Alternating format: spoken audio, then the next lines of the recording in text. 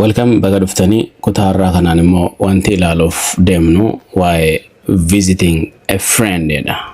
Okay? Visiting a friend. Hiriyaa maal godhuudha? Hiriyaa daawwachuu. Okay? Mana hiriyaa keessanii yookiin mana hiriyaa keenya yeroo dheenutti haasawaa nuti hiriyaa keenya wajjin Ingiliffaadhaan goonu kan ilaalu ta'a jechuudha. So haasawaa akkamii hojii haasawutii hiriyaan kan jedhu tarii hiriyaa isinitti jabaatoo danda'a. Hiriyaa walitti baay'ee dhiyaatan yoo ta'e haasawni isin walitti haasoftan haasawa akkam ta'a kan jedhu fakkeenyaaf conversation tokko akka nuuf galutti jechuudha. Anaa fi AI taane okay maqaa moggaafannee jechuudha walitti haasofna. Haasawa sanirra dhaabbachuudhaan xumura irratti akkaataa itti jedhamuu fi wantoota jedhamu qabu yookiin immoo wanti biraa jechuudha kan waan san fakkaatu yoo dhufe akka mijanna kan jedhu xumura viidiyoo irratti waliin ibsina. So amma xumura viidiyoo kanaan faana turaadha.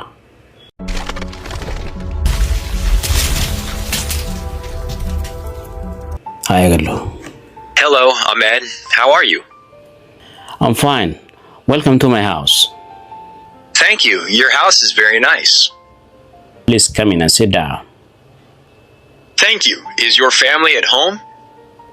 Yes, everyone is at home today. That is wonderful to hear. Would you like some tea? Would you like some tea? Yes, please. I would love some tea.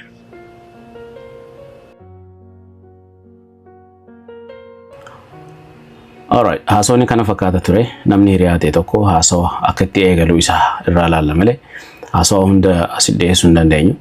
Maaliif kun eegalli isaati jechuudha. Nam tokko mana hiriyaa isaa yoo deeme bifa kanaan haasawa eegalaa jechuudha. San booda wanni haasawamu baay'eedha jechuudha. Waa'ee hiriyoota isaanii kan biraa ta'uu danda'a. They talk a lot, you know. Saniif eegalli isaa kana qofa fudhannee kanarratti shaakala tokko tokko kan hojii shaakallu ta'a jechuudha. So mee jalqaba irratti mana hiriyaa keessanii yoo deemtan maqaan keessan Alii haa ta'u yookiin Kabiraa haa ta'u mana hiriyaa keessanii yeroo dheetanii hulaa isinirraa dhadhee banutti maal jettaani? Hello Ahmed fakkeenya hiriyaan kee ati Ahmedi kan dhufee isa laalu Aliidhaati. So hello jettee nagaa gaafatta. Hello Ahmed. Hello Ahmed akkasii gaafatta. How are you? Akkam nagaa fayyaa jetteeti nagaa gaafatte jechuudha. San booda inni I'm fine siin jedha. Welcome to my house. Ulaa sirraa banee jira. Baga gara mana kooti dhufte seenii siin jechaa jira jechuudha. Okay? Akka afaan keenyatti nooraa ka waliin jedha san seenii baga dhufteedha. Mana isaa keessa ol seenuu dura wanni inni siin jedhe seenaa welcome baga dhuftee siin jedhe. So yeroo kanatti galateeffatu qabda jechuudha.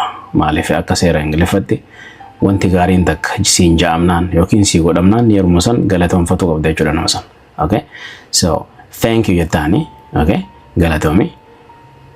Your house is very nice. Waa'ee mana isaa dinqisiifachuu eegalte jechuudha. Mana isaa laala. Manni kee baay'ee bareedaadha. Okay? Baay'ee namatti tola jechuu eegalta jechuudha. Okay? San booda inni akka teessu si gaafata. Come in and sit down. Kottu seenii as taa'ii achi taa'ii siin jechuu danda'a jechuudha. Mana isaa keessa si oofa. Okay? Seenii taa'ii. San booddee maal jettaan ati yeroo inni kan isin jedhutti ammallee waan taa'ee isin jedheef maal jechuu qabda? Galatoomi jechuu ni qabda. Okay? Thank you. San booda ati mana keessa nama deddeemuun agarre. So isuma qofa agarte. Saniif is your family is at home?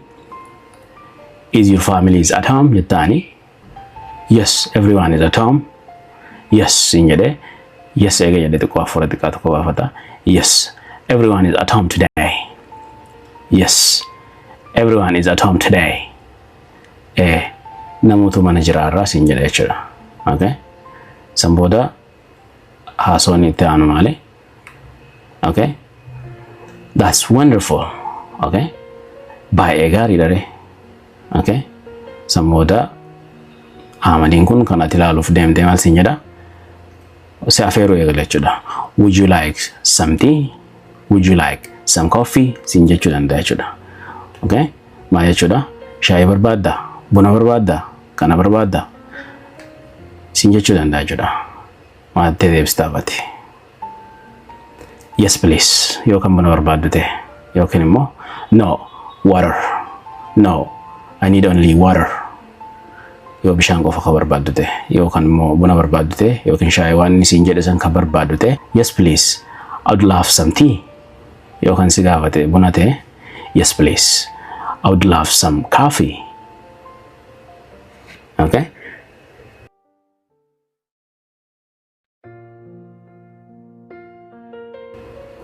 Akkuma agartan, yes please, maalo. Okay? I would love some tea. Shaayii baay'een jaaladha jechuu jirta jechuudha. Okay?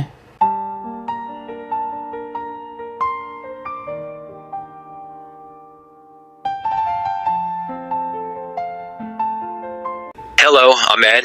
How are you? I'm fine. Welcome to my house. Thank you. Your house is very nice. Please come in and sit down. Thank you. Is your family at home?